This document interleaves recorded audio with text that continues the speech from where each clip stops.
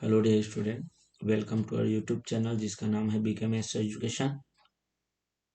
आज हम कक्षा 9वीं गणित के एक नए पाठ जिसका नाम है त्रिभुज की सर्वांग समता, जिसका भाग 1 लेकर आए हैं।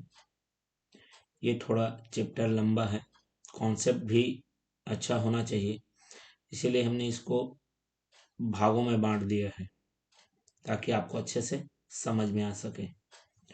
तो सबसे पहले तो जैसा कि इस पाठ का नाम है त्रिभुज की सर्वांग समता, तो सबसे पहले इस बात पर चर्चा करते हैं कि सर्वांग समता होती क्या चीज है। ठीक है, तो सर्वांग समता को अगर संधि विच्छेद किया जाए, थोड़ा सा तोड़ा जाए, ठीक है, तो हमें क्या प्राप्त होता है। चलिए तो इस बात पर चर्चा करते हैं। सर्वांग समता, सबसे पहले सर्वांग समता,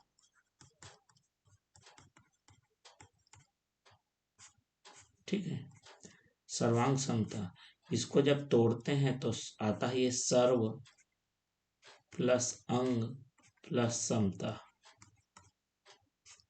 मतलब सर्व माने सभी, अंग माने जैसे हमारे एक शरीर का अंग होता है, हाथ पैर कान आंख नाक, है। उसी प्रकार चित्र का भी एक अंग होता है। अंग मतलब जैसे भुजा कोण शीर्ष, इनसे मतलब है। समता का मतलब होता है समान। तो यदि कोई भी चित्र में, है ना, उसके सभी अंग समान दिखने लगे, मतलब सीधी सीधी बात है, हु बहु दिखने लगे, तब वो क्या हो जाएंगे, सर्वांग सम हो जाएंगे। क्लियर हो गया। तो सर्वांग समता का मतलब समझ में आ गया होगा। हु बहु, न उससे बड़ा न छोटा, एकदम ठीक करेक्ट उसी के जैसे, उतना ही बड़ा, न उससे बड़ा होना चाहिए न उससे छोटा होना चाहिए, उसके एकदम बराबर, तब वो हमारा क्या हो जाएगा, सर्वांग समता हो जाएगा। क्लियर है। तो चलिए, सर्वांग समता मतलब आपके पास कोई भी चित्र है एक जैसा, एक ही जैसा दिखे, तो सर्वांग सम हो जाएगा। तो हमें पढ़ना है त्रिभुज की सर्वांग समता।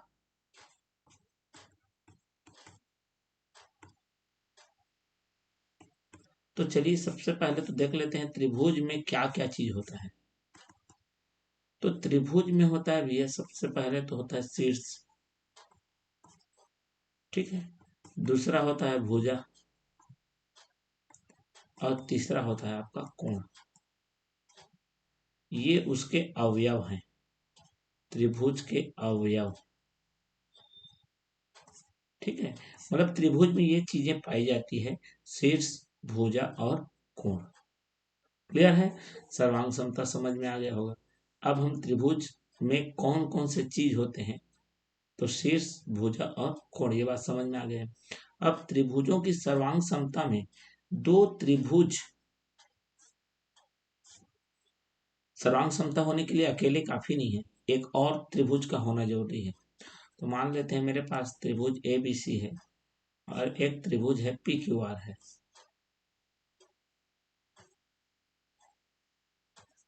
तो दोनों एक जैसे दिख रहे हैं, ये हमें पता कैसे चलेगा। ठीक है, बात ये उठती है कि भाई दोनों दोनों त्रिभुज एक जैसे हैं। अब देखो यहाँ पर लगे सर देख के बता देंगे, अरे देख के बताने से देखो क्या है, चित्र तो एग्जैक्ट नहीं बनेगा ना। ठीक है, तो आप दिए गए, आपको जो चीज जानकारी दी है उसके अनुसार आप कैसे जानोगे, तो उसके लिए पढ़ना पड़ेगा आपको प्रतिबंध। ठीक है, तो चलिए, सर्वांग समता त्रिभुज की सर्वांग समता के प्रतिबंध, मतलब इसमें हमको ये पढ़ना है कि दो त्रिभुज कब सर्वांग सम कहलाएंगे, मतलब दोनों हूबहू हैं ऐसा हम कब बोल सक पाएंगे। ठीक है, तो सबसे पहला है यदि कोई भी त्रिभुज के, ठीक है, तीनों भुजा आपस में बराबर हो जाए, संगत भुजा, तो हूबहू दिखेंगे कि नहीं दिखेंगे, बिल्कुल। तो उसका नाम होता है भुजा, भुजा और भुजा, सर्वांग समता नियम।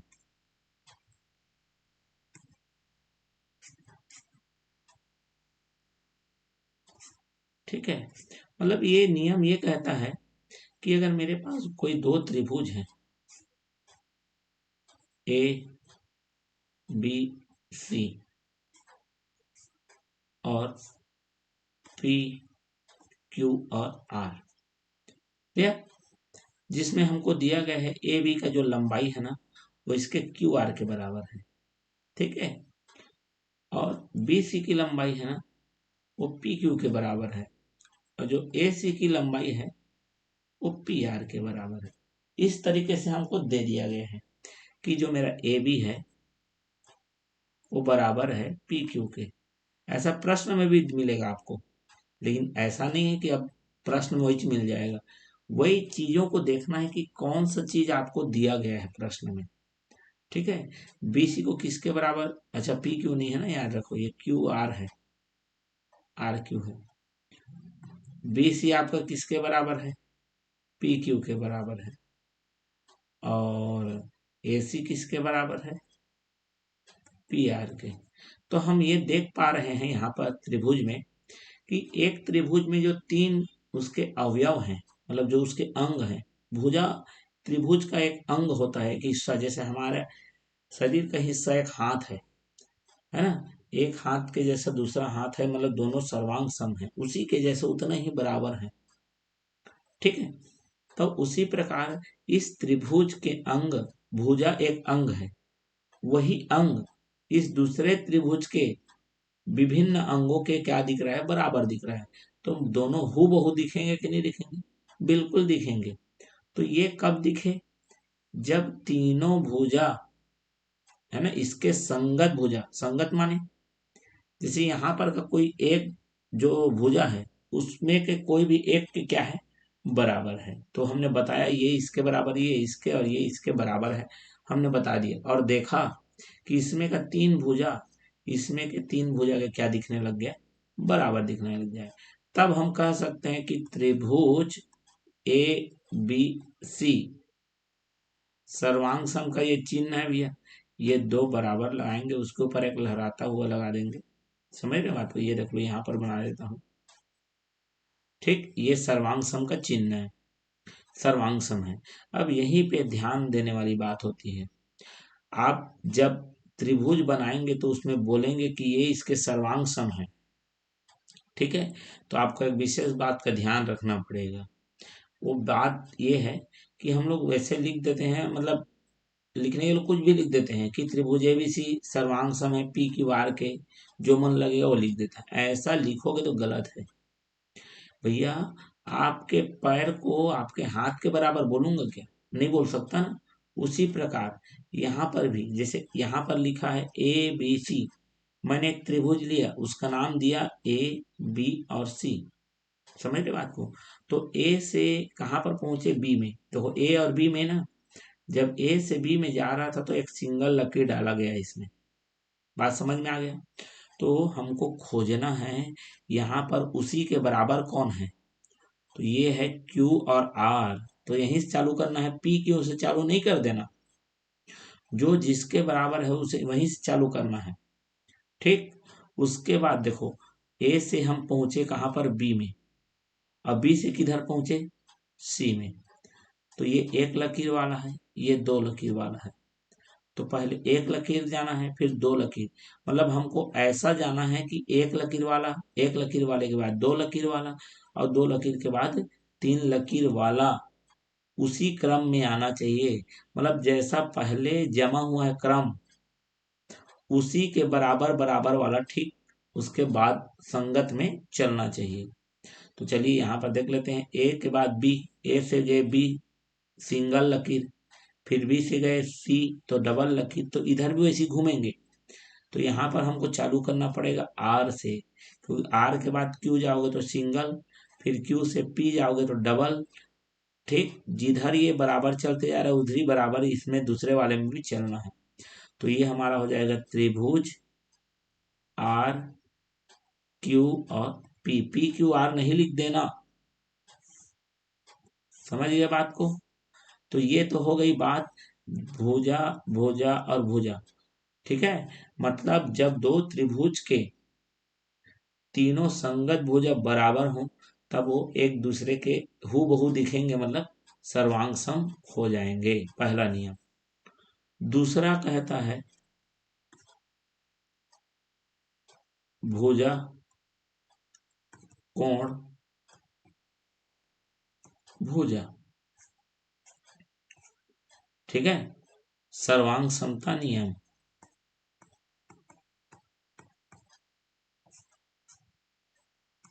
अब ये क्या चीज होती है, नाम ही है इसका, भुजा कोण भुजा। मान लेते हैं मेरे पास दो त्रिभुज हैं, एक का नाम है एबीसी, एक का नाम है पी क्यू आर।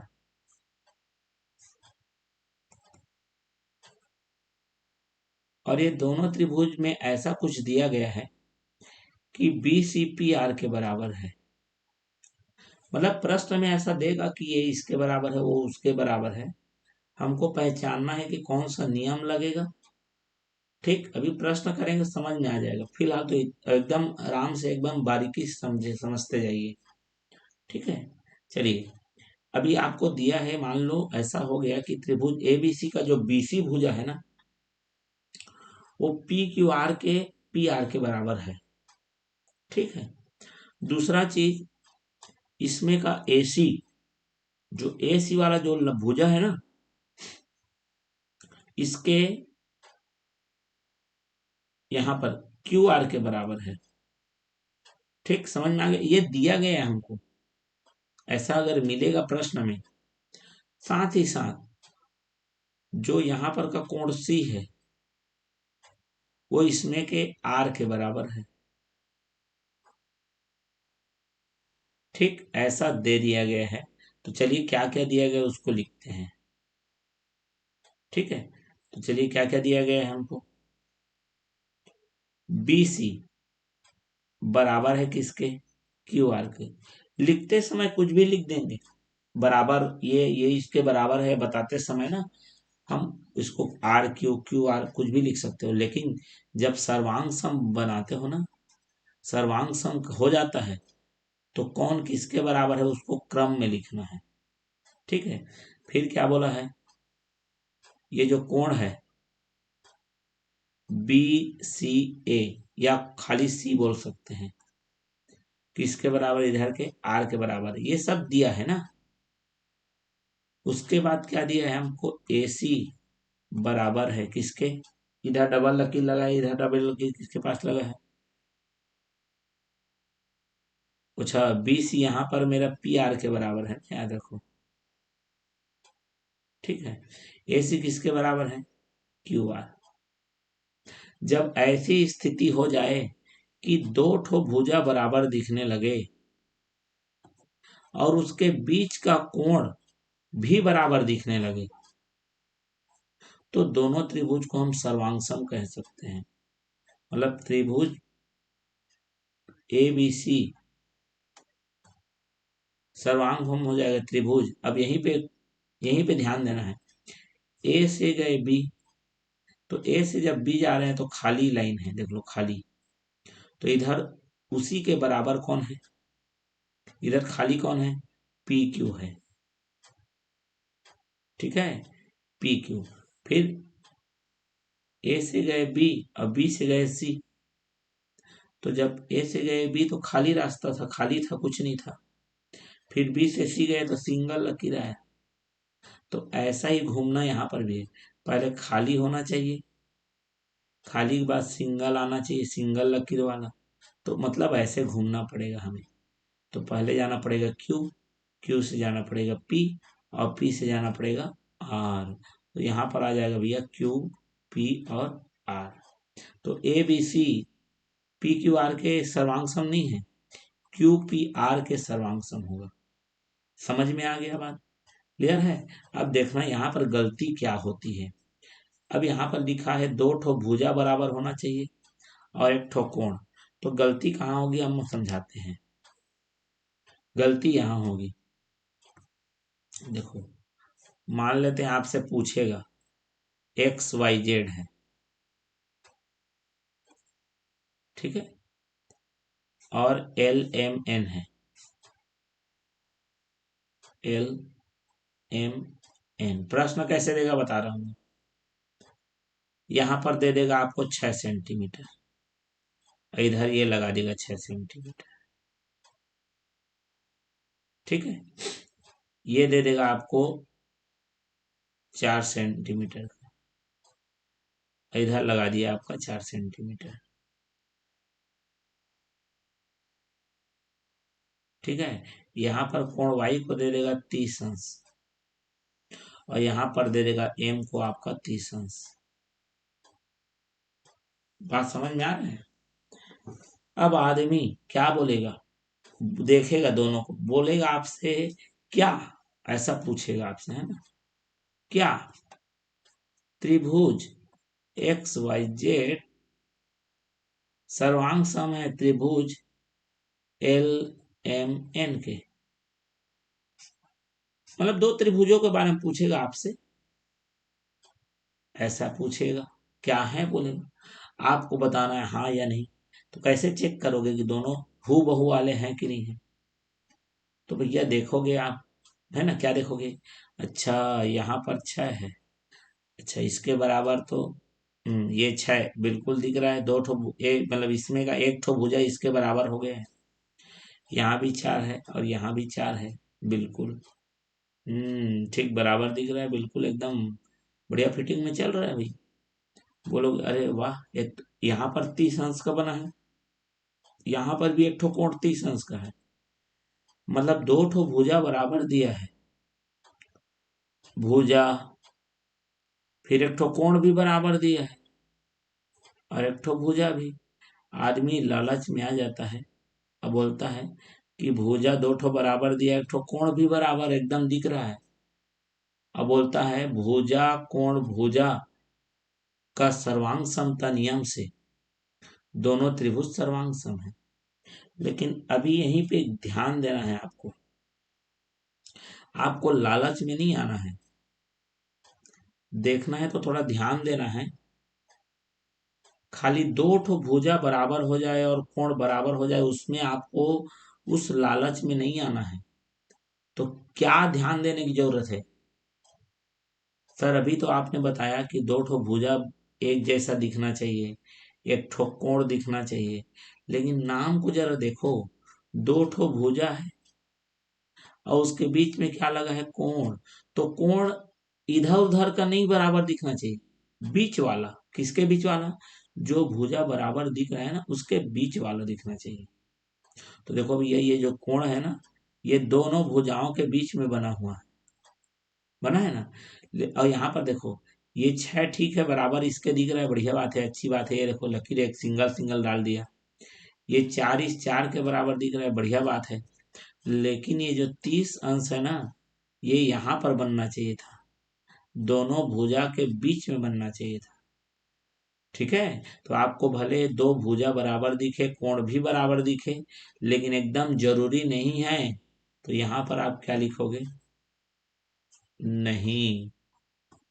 आपको उत्तर आ जाएगा नहीं, मतलब नहीं। बात समझ में आ गया, क्लियर हो गई बात। चलिए तीसरा नियम स्पष्ट करते हैं।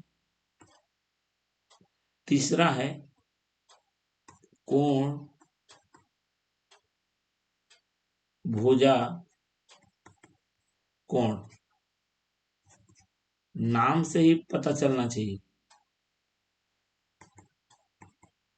सर्वांग समता नियम, है ना। क्या चीज है इसमें, नाम है कोण भुजा कोण। मान लेते हैं मेरे पास कोई त्रिभुज है एक्स वाई जेड, इधर ले लिया हमने ए बी सी,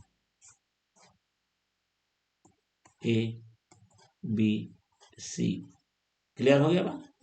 चलिए इसमें दिया है आपको ये 60 अंश और ये 40 अंश। ये यहाँ लिखा है 60 और इधर ले लिया है 40।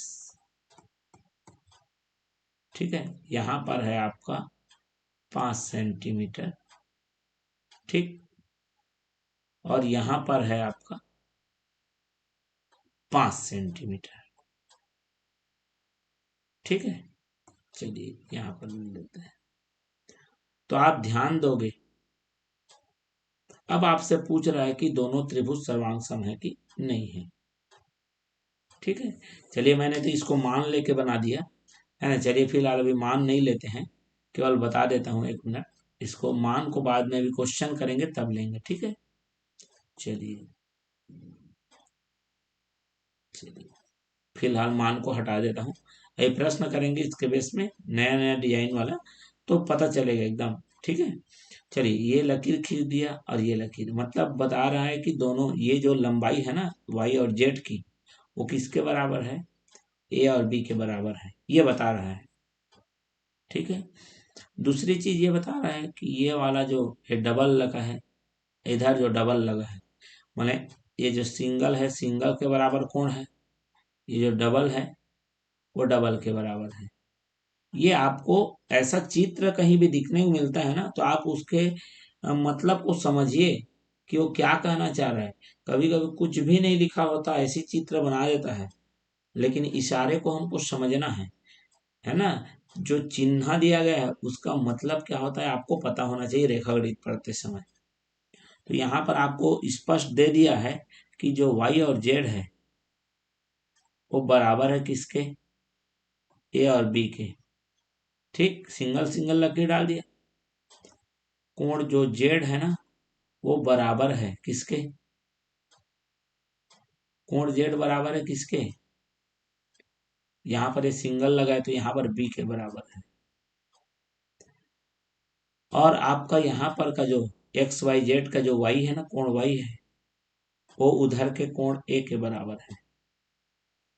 ठीक, तो कभी भी ऐसा हो जाए कि आपके पास दो कोण बराबर दिख रहे हो और उसके बीच का भुजा भी बराबर दिखने लग जाए, समझ रहे बात को, उस स्थिति में आपके दोनों त्रिभुज क्या हो जाएंगे, सर्वांग सम हो जाएंगे। क्लियर हो गया, कौन से नियम से, कोण भुजा कोण ये दिखना चाहिए आपको, दो कोण और उसके बीच का भुजा। उस स्थिति में भी दोनों त्रिभुज को हम क्या बोल सकते हैं, सर्वांग सम बोल सकते हैं, मतलब हूबहू मिलेंगे वो। तो यहाँ पर लिख के दिखा देता हूँ, त्रिभुज एक्स वाई और जेड सर्वांग सम है त्रिभुज, फिर वही आगे पीछे नहीं लिख देना है ना। यहाँ देखो एक्स से कहाँ जा रहे हो तुम, वाई, वाई से कहाँ जा रहे हो, जेड। पहले वाले को आप कैसे भी लिखो, दूसरे वालों को पहले के अनुसार ही लिखना है आपको। ठीक है, एक्स से कहाँ गए, वाई। ठीक, वाई से कहाँ गए, जेड, और जेड से फिर वही एक्स समझ लो, है ना। तो देखो भैया जब एक्स से वाई आ रहे थे तो एक्स, यहाँ पर एक्स है, दिया नहीं है, इधर की कौन खाली है, सी, मतलब यहाँ एक्स से चालू किए तो यहाँ सी से चालू करना पड़ेगा। ठीक, फिर कहाँ पहुंचे आप, वाई में पहुंचे, तो यहाँ वाई के बराबर कौन है, वाई के बराबर ए है। तो सी के बाद कहाँ क्या को लिखना है आपको, ए को लिखना है। और जो बच गया भैया वो बच गया, बच गया मतलब वो बी। तो ये लिखाएगा त्रिभुज सी ए बी। क्लियर हो गया, तो इस तरह से क्रम को ध्यान देना है। अब चलिए कुछ प्रश्नों को करते हैं जिसमें हम उलझेंगे। ये रहा आपका क्वेश्चन, ठीक है।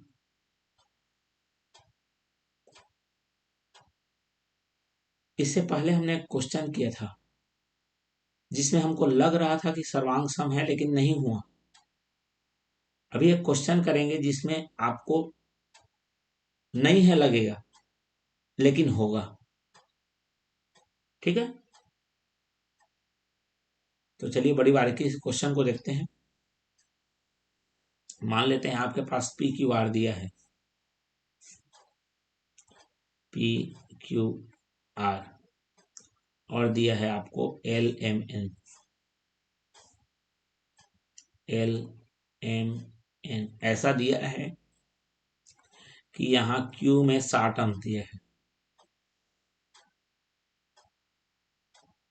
ठीक है। और यहाँ एन का जो है वो 60 अंश है। पी आपको 40 डिग्री दिया है, इधर का एम है वो 40 डिग्री दिया है। यहाँ पर का पी क्यू 5 सेंटीमीटर और इधर का मेरे पास MN है, वो 5 सेंटीमीटर दिया है।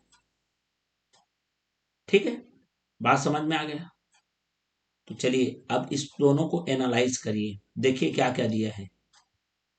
यहाँ पर एक 40 है, तो इधर भी एक 40 है, बिल्कुल। यहाँ पर एक 60 है, तो यहाँ पर भी एक 60 दिख रहा है। मतलब इसमें का दो ठो कोण इसके दो कोण के बराबर हो गया। एक भुजा भी बराबर दिख रहा है, इसके पास भी एक ठो 5 है, इसके पास भी एक ठो 5 है। ठीक, तो हम लिखते जाते हैं। इसमें का जो कोण P है ना, उसमें के किसके बराबर है? 40। इधर 40 कौन है? M के। ठीक, उसके बाद इधर का जो एक भुजा है PQ, उसमें के किसके बराबर है? MN। एक भुजा बराबर दिखने लगे। इसमें का कोण Q है ना, उसमें के किसके बराबर है? कोण N के। मतलब इसमें हमको बताना होता है देखकर कि कौन किसके बराबर है। उसके बाद विचार करना होता है कि वो जो नियम है उनमें से कौन सा नियम लगेगा। 5 तो है, अभी तीसरा वाला चल रहा है ना, याद रखेंगे। 2 अभी और बचा है। ठीक है, तो क्वेश्चन करते समय ये भी फिटिंग रखना पड़ेगा, कौन सा 5 में से कौन सा नियम लग रहा है, यही मेन होता है। ठीक है, तो चलिए देखते हैं। यहां पर अपन देख लेते हैं। तो आपको क्या दिखा? दो कोण है और उसके बीच का भुजा, यहां भी दो कोण है और उसके बीच का भुजा बराबर दिख रहा है। ठीक, हम कह सकते हैं कि त्रिभुज PQR सर्वांग सम है किसके? त्रिभुज P कितने कोण है? 40। यहां पर 40 कौन है? M। फिर P से गए Q, P से जब Q गए हैं तो 60 की ओर जा रहे हैं, तो हमको M से L नहीं जाना है, M से 60 की ओर जाना है। 60 कौन है? यहाँ पर N है। ठीक, उसके बाद क्या लगाओगे? L। तो ये PQR MNL के सर्वांग सम होगा। क्लियर?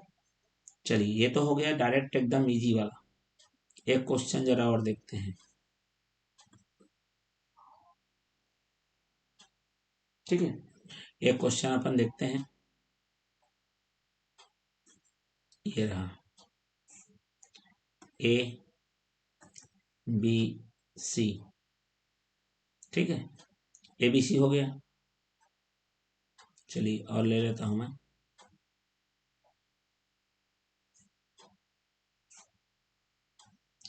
PQ और ये R।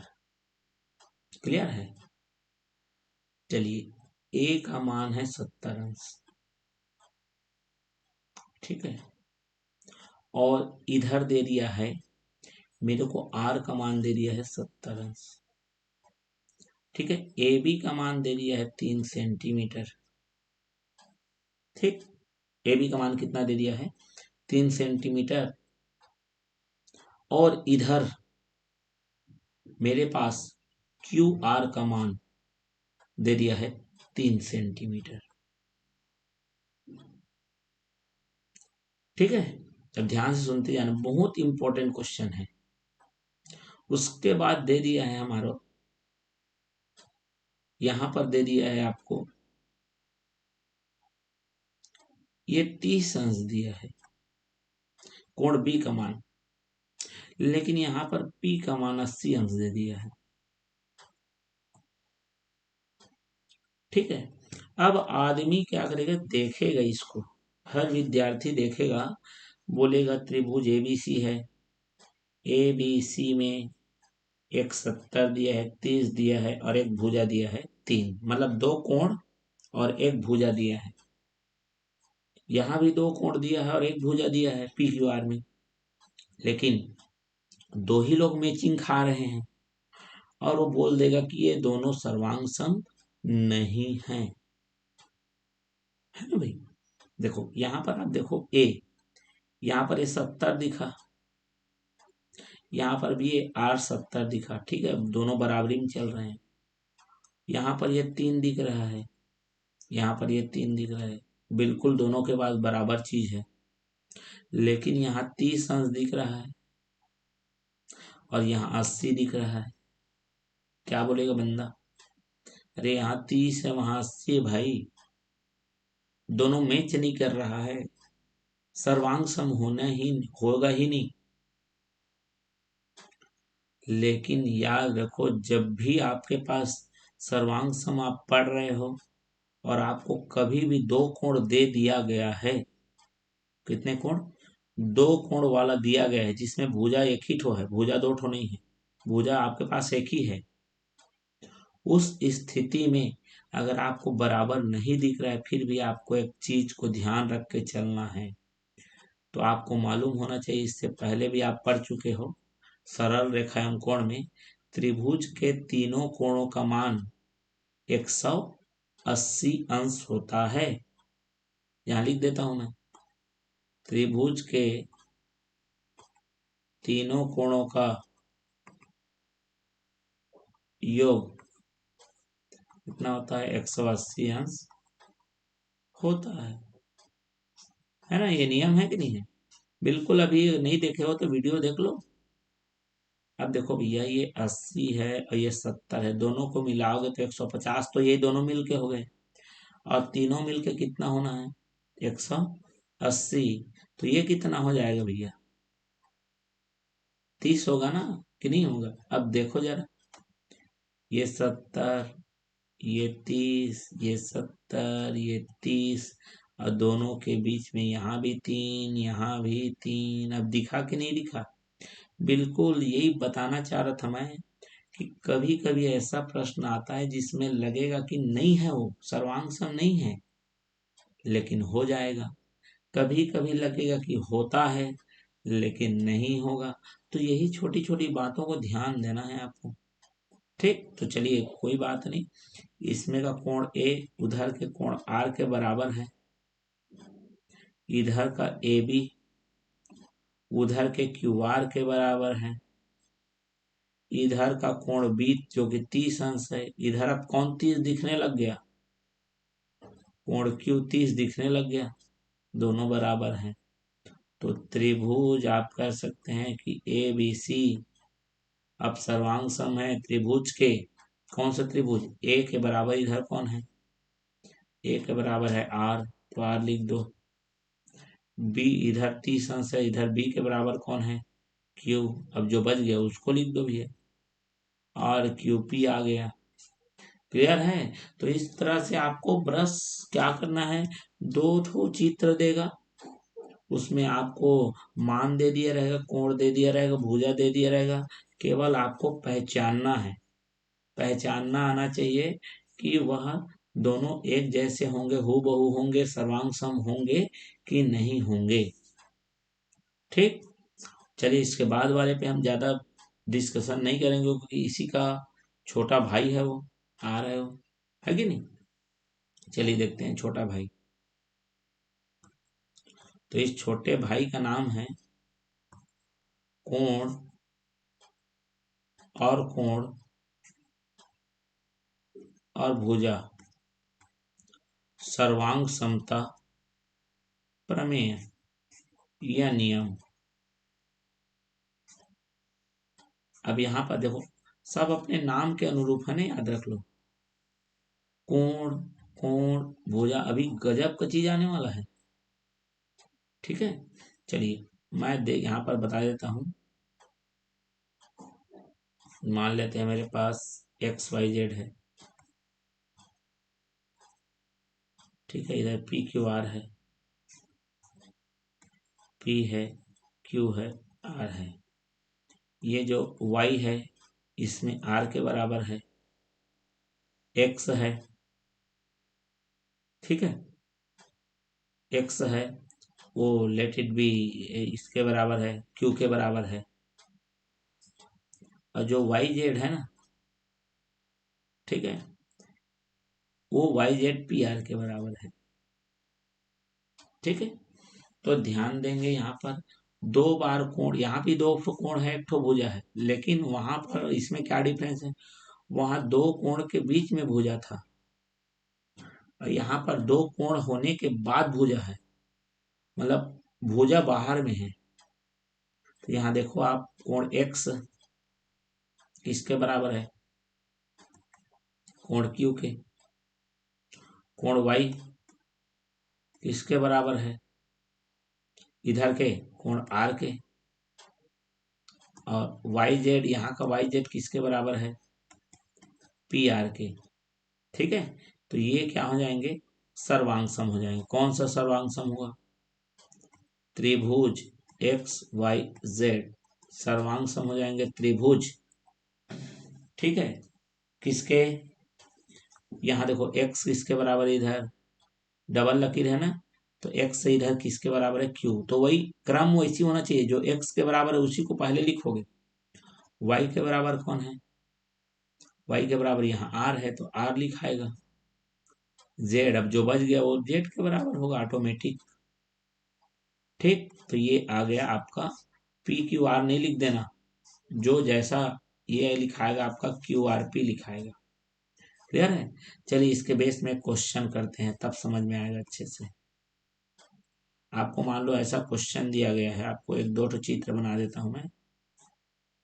ठीक है, यहाँ पर ले लिया मैंने पी क्यू आर,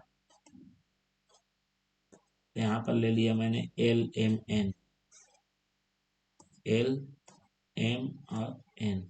ठीक, चलिए यहाँ पर का क्यू है वो आपको मैं ले लेता हूँ 35 अंश, और इधर का मैं एन को ले लेता हूँ 35 अंश। ठीक, यहाँ पर ले लेता हूँ मैं 50 अंश। ठीक है, और यहाँ पर ले लिया मैंने 50 अंश। क्लियर? और पी आर का मान ले लेता हूं मैं यहाँ पर 4.5 सेंटीमीटर, और यहाँ पर मैं ले लेता हूं एल एम का मान 4.5 सेंटीमीटर। ठीक है, अब यहाँ पर आदमी देखेगा, कोई भी छात्र देखेगा और लगेगा कि मेरे पास एक पी क्यू आर है और एक एल एम एन है, और आपसे पूछा गया है कि क्या दोनों त्रिभुज सर्वांग सम है कि नहीं है। कोई भी छात्र को लगेगा इसके पास भी एक 35 अंश है पी क्यू आर में, एल एम एन में भी एक 35 अंश है, पी क्यू आर में एक 50 है, एल एम एन में भी एक 50 है। पी क्यू आर में पी और आर एक भुजा दिया है जिसका मान 4.5 है, और उसमें भी 4.5 है। ये लगेगा, बिल्कुल लगना भी चाहिए। तो आपको क्या लगेगा? जो जो लगेगा वो लिखो। लगने को मेरे को लग रहा है यहाँ पर का जो पी है उसमें का किसके बराबर है? एम के, जो लगा लिख दिया मैंने। यहाँ पर का क्यू किसके बराबर है? उधर के एन के। इधर का जो पी आर है वो बराबर है किसके? एल एन के। मतलब दो कोण आपको बराबर दिख रहे हैं और एक भुजा बराबर दिख रहा है, मतलब दो कोण और एक भुजा बराबर दिख रहे हैं, तो आपको लगेगा दोनों त्रिभुज सर्वांग सम हैं।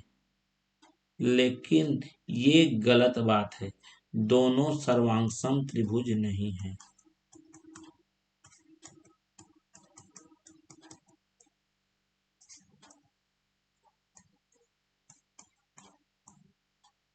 लोगों को लग रहा है सर आपने तो अभी भी बताया था कि दो ठो कोण दिखे, लगातार दिखे, अच्छा भुजा भी दिखे, सर्वांग सम हो जाते हैं।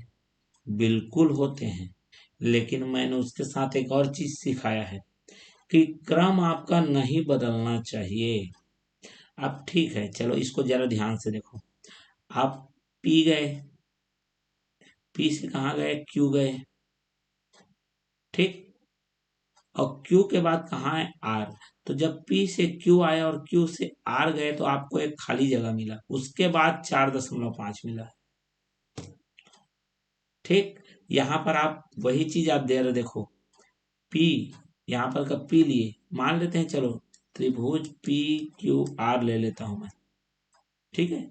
इधर त्रिभुज पी किसके बराबर है, यहाँ 50, तो यहाँ पर 50 कौन है, एम। यहाँ क्यू कितना है, 35, यहाँ क्यू 35 है ना, तो क्यू के बराबर लिखोगे ना, ये एन, ठीक। फिर कहाँ पहुंचे आप, आर। क्यू से जब आर जा रहे थे तो आपको यहाँ एन के बाद कहाँ जाना पड़ेगा, एल। तो यहाँ क्या देखो आप, क्यू से जब आर गए तो उतना ही लंबा, उतना ही बड़ा क्या एन से एल है क्या, यहाँ पर क्यू आर में कुछ दिया नहीं है। यहाँ पर आप एन से कहाँ जा रहे हो, आप एल जा रहे हो, जो कि 4.5, मतलब ये वाला इसके बराबर है ना। तो आपको यहाँ 4 क्यू आर में 4.5 नहीं दिया है, तो इसी बात को ध्यान देना है आपको। क्या ध्यान देना है, ध्यान ये देना है कि आपके पास यदि दो कोण बराबर भी हो जाते हैं, ठीक है, यदि आपके पास दो कोण बराबर भी हो जाते हैं, ये 40, ये 30, ये 40 और ये 30 मान लो, तो यहाँ 5 है, तो 5 किसके पास है, 40 के नजदीक है, 40 कोण वाले के नजदीक है। तो यहाँ पर 5 आपका 40 के नजदीक होना चाहिए, मतलब यहाँ पर होना चाहिए। बात समझ में आया कि नहीं आया, ठीक है। मतलब जो आपका 40 के नजदीक होना चाहिए, 40 के नजदीक एक तो इधर है, पी आर है, लेकिन वो दोनों कोण के बीच का हो जाएगा, ठीक है। तो चलिए भैया ये देखो, तो यहाँ पर आप कह सकते हैं कि त्रिभुज ए बी सी। अब देखो इसको, त्रिभुज ए के गया बी, ए से जब बी गया था तो मैं 5 को पार करके आया, 5 को, तो इधर 5 कौन है, पी से क्यू, या क्यू से पी है। फिर बी से सी गया, तो पहले आया मेरा 5, फिर पड़ा 40, फिर क्या पड़ा 30। इन रास्ते को पार करके आया हूं मैं, तो वैसे ही इधर भी जाना है, पहले 5 पढ़ना चाहिए, फिर 40, फिर 30, तो इधर कौन है, क्यू, फिर पी, और फिर आर। तो एकदम अब देखो, अब फिटिंग हुआ है, क्लियर है। तो इस तरह से ये दोनों सर्वांग सम होने के लिए ऐसा नहीं कि दो कोण बराबर हो जाए, एक भुजा बराबर हो जाए तो फट से कर देना है, क्रम को देखना है, क्रम को। वो जो भुजा है ना, कौन से कोण के पास लगा हुआ है, ये भी आप ध्यान देना, ठीक। क्लियर हो गया बात। तो ऐसी छोटी छोटी बातें हैं जिससे गलती होगी। नियम क्या है, नियम तो 5 ठो है, कुछ नहीं है नियम में, ये नियम वो नियम 5 ठो गिना दोगे, लेकिन उसको उसी नियम को कैसे लगाना है, हमको दिखेगा फिर भी वो नहीं होगा, और नहीं दिखेगा फिर भी हो जाएगा, ये पहचानना है, ठीक है। तो चलिए अंतिम नियम देखते हैं इसमें का, जिसको बोलते हैं भैया समकोण कर्ण भुजा प्रमेय, ठीक है। चलिए उसका नाम लिख देता हूं मैं, समकोण कर्ण भुजा सर्वांग समता नियम, ठीक है। नाम ही है इसका समकोण, मतलब आपके पास एक समकोण त्रिभुज होना चाहिए। समकोण मतलब एक कोण क्या होना चाहिए, 90 अंश होना चाहिए, मतलब कोई भी ऐसा त्रिभुज जो समकोण हो, ठीक है, उसमें का आपका कर्ण बराबर होना चाहिए, बीच में कर्ण लिखा है ना, तो आपको कर्ण, कर्ण मतलब 90 के सामने वाला बराबर दिखना चाहिए। और कोई भी एक भुजा, जैसे इधर का मैं ए बी ले लिया, इधर का क्यू आर ले लिया, अच्छा डबल आ गया क्या, चलिए सिंगल बना लेता हूं इसको, चलिए ठीक है। तो इस स्थिति को देखोगे तो आपको ये दोनों त्रिभुज एक जैसे हूबहू दिखेंगे। अब बोलेंगे सर ये तो खड़ी लकीर में लगा है ये, अरे उससे कोई मतलब नहीं है, आप कोई भी, आपको कर्ण दिखना चाहिए बराबर, सबसे पहले समकोण होना चाहिए।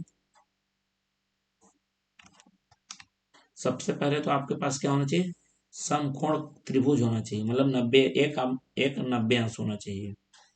उसमें अगर आपको कर्ण बराबर दिखा और बाकी जो भुजा बचा हुआ है उसमें कोई भी एक भुजा अगर आपको बराबर दिख गया तो त्रिभुज, आप पहले बताओगे कोण बी इसमें के कोण क्यू के बराबर है, जो कि दोनों 90 अंश है, समकोण वाला है।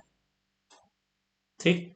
दूसरा आप बताओगे कर्ण, इसका कर्ण AC, उसके कर्ण कौन PR के बराबर है। ठीक। इसमें का एक भुजा AB, इसमें का एक भुजा कौन, कोई भी हो सकता है, नहीं याद रखो, QR, है ना। अतः हम कहेंगे कि त्रिभुज ABC सर्वांग सम त्रिभुज। अब देखो यहीं पे, ठीक है, सर्वांग सम दिख रहे हैं, अच्छी बात है, लेकिन क्रम को याद रखना है। ऐसा नहीं कि ABC को PQR ही लिख दोगे। देखो A से जब आप B जा रहे हो तो एक सिंगल लकीर वाला भुजा पार करके जा रहे हो, मतलब इधर भी सिंगल लकीर वाला होना चाहिए। उसके बाद है आप खाली, A से गए B से जब C जा रहे हो तो खाली है, कुछ नहीं है, इधर भी खाली पड़ना चाहिए, फिर इधर आना चाहिए। मतलब आप यहाँ से शुरू करना पड़ेगा आपको, R से Q और Q से कहाँ जाना पड़ेगा, P। तो R Q और P, समझ में आ गया बात।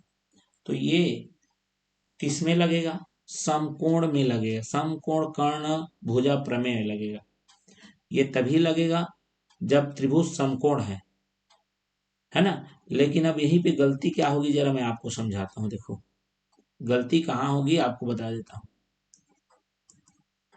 चलिए, एक मैंने समकोण त्रिभुज लिया LMN, जिसमें ये 90 अंश है। एक और समकोण लिया PQR, जिसमें P पर समकोण है। ठीक है, क्लियर है। चलिए अब यहां पर ले लेता हूं मैं, ये 90 अंश दे दिया है आपको ना, याद रखो। ठीक। अब यहां पर ले लिया मैंने 30 अंश। ठीक है। और यहां पर ले लिया मैंने 60 अंश ले लिया। ठीक है। और ले लिया मैंने यहां पर, एक मिनट ना, इसको ले लिया 5 का या 6 सेंटीमीटर ले लिया। ठीक। और यहां पर ले लिया मैंने 6 सेंटीमीटर। बात समझ में आ गया। अब जरा ध्यान से देखो यहां पर, अब आदमी को लगेगा अरे समकोण त्रिभुज है बाबा, 90 अंश रे, हैं, सर ने समझाया है 90 अंश जब भी त्रिभुज वाला मिलेगा ना, समकोण कर्ण भुजा प्रमेय लगा देना। अरे भाई दिमाग लगाओ, नाम क्या है उसका, समकोण। भैया समकोण है, समकोण के बाद कुछ लिखा है, क्या लिखा है, कर्ण, उसके बाद क्या लिखा है, भुजा, है, लिखा है ना। तो खाली समकोण देख के लालच मत करो भाई, जीभ मत लपलपाओ। है, पता चला 90 अंक देखे, समकोण देखे, और एल्पेन लीवल की तरह क्या हो गया, जीभ लपलपाई चालू हो जाएगा। बिल्कुल ऐसी गलती नहीं करना। समकोण के साथ साथ आपको कर्ण भी दिखना चाहिए, कर्ण के साथ एक भुजा भी दिखना चाहिए। चलो भुजा तो 6 दिख रहा है, अच्छी बात है, कर्ण दिख रहा है क्या, नहीं दिख रहा है। तो भैया ये नहीं समझ लेना कि समकोण 90 अंश वाला भुज त्रिभुज दिया है तो आपको यही समकोण कर्ण भुजा प्रमेय ही लगेगा ना। ठीक है। फिर लगेगा सर 90 अंश दिया है, एक तो 6 दिया है, लेकिन दूसरा कोण तो दिख नहीं रहा है। तो वो वाला नियम लगाना भैया, ये 90 और ये 60, 90 और 60 150, तो ये कितना हो जाएगा, 30 अंश होगा कि नहीं, क्यों, त्रिभुज के तीनों कोणों का योग 180 अंश होता है। अब देखो जरा, ये 90 ये 30 और दोनों के बीच में ये 6, ये 90 और ये 30 दोनों के बीच में ये 6, कौन सा लगेगा, कोण भुजा कोण ये लगा सकते हो। अगर इधर को आप 60 मान लिए, ये अगर 60 निकाल लेते इधर से, तो क्या लगाते, कोण कोण भुजा, कोण कोण भुजा लगा सकते हो। तो ये लगेगा मेरे भाई, याद रखना, हमेशा 90 आ गया मतलब समकोण कर्ण भुजा नहीं लगाते रहना हमेशा, ये लगेगा। ऐसा नहीं बोल रहा हूँ कि त्रिभुज सर्वांग सम नहीं है, सर्वांग सम तो होगा ही, लेकिन उसमें आपको दिखाना पड़ता है कि कौन सा नियम के तहत वो सर्वांग सम होगा, ये भी आपको बनाना पड़ेगा। समझ रहे हैं, कुछ भी नहीं लिख देना है। बात समझ में आई कि नहीं आई? तो भैया ये सब प्रश्न इस टाइप के पूछे जाते हैं, इनमें ज्यादा कुछ प्रश्न नहीं है, ठीक है, ज्यादा कोई प्रश्न नहीं है। चलिए, क्या क्या प्रश्न दिए, कुछ प्रश्न दिए गए हैं उनको हम समझते हैं, ठीक। चलिए, क्या दिया है, एक क्वेश्चन दिया गया है। सबसे पहले सिंपल से चालू करते हैं।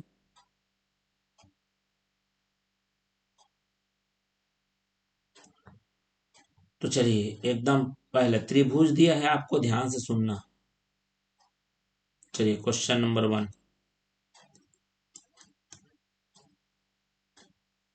त्रिभुज एबीसी दिया है। चलिए, चित्र इधर बना देता हूं मैं। यदि त्रिभुज एबीसी में एपी बराबर है पीबी के, और सीपी लंब है एबी, है तो सिद्ध कीजिए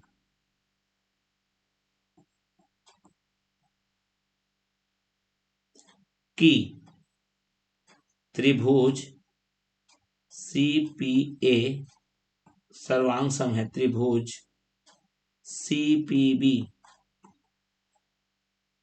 क्लियर? दूसरी बात, ये पहला था। एक और बात बतानी है आपको कि एसी बराबर होगा किसके, बीसी के। और आपको एक चित्र ऐसा दिया हुआ है, इसका नाम है सी, ये ए और ये बी, और यहाँ पर ये लंब दिया, लंब मतलब 90 अंश, ठीक है। चलिए, इसका नाम है पी। क्लियर है? और क्या क्या दिया है, देखो, ए पी बराबर है पीबी के, ए पी जो है वो बराबर है आपके पीबी, ये दे दिया है आपको। ठीक, क्लियर हो गया, बात समझ में आ गया। अब हमको किसको किसको सर्वांग सम सिद्ध करना है, कभी भी जिसको सर्वांग सम सिद्ध करना है उस त्रिभुज को अलग अलग कर लो। तो चलिए देख लेते हैं यहाँ पर C P A, C P A, चलो इसको अलग कर लेता हूँ ये, और एक और है, तो ये आ गया मेरा सी पी और ए, यहाँ पर लंब है मतलब 90 अंश है ना, याद रखो। अब वो 90 आदमी के दिमाग में चल रहा होगा, पक्का अब तो समकोण कर्ण भुजा लगने वाला है कि नहीं। चलो देखो, ये इसके बराबर अब हमको दिया गया है, दो त्रिभुज दिख रहे हैं, तो आप सबसे पहले क्या लिखोगे, आप बताओगे कौन कौन से त्रिभुज ले रहे हो। तो त्रिभुज सी पी ए तथा त्रिभुज सी पी बी में सबसे पहले कौन से त्रिभुज को ले रहे हो ये बताओगे। दूसरी बात, दूसरी बात ये बताओगे कि उसमें का कौन कौन किसके किसके बराबर है। तो आप लिखोगे एपी, इधर में का एपी इधर के बराबर है पीबी के। क्यों, ऐसा क्यों है? क्योंकि प्रश्न में पहले से दिया गया है, हमको अपने मन से नहीं ले रहे हैं। ठीक, बात समझ में आ गई। फिर बताओगे कि जो कोण सी पी ए है वो बराबर है कोण सी पी बी के, क्योंकि लंब डला है मतलब दोनों के पास 90 अंश है। ये सब दिया गया है ना, याद रखो, अपने मन से कुछ भी नहीं लिख रहे हैं हम। क्लियर हुआ कि नहीं हुआ? अपने मन से कुछ भी लिखा नहीं जा रहा है, और नहीं लिख भी नहीं सकते आप, कोई नहीं लिख सकता। समझ रहे हो बात को? तो इस बात को दिमाग में रख लो। ठीक, क्लियर हो गया, बात समझ में आ गई। तीसरी चीज हमको ये देखने को मिली कि इसके पास भी सीपी है और इसके पास भी सीपी है।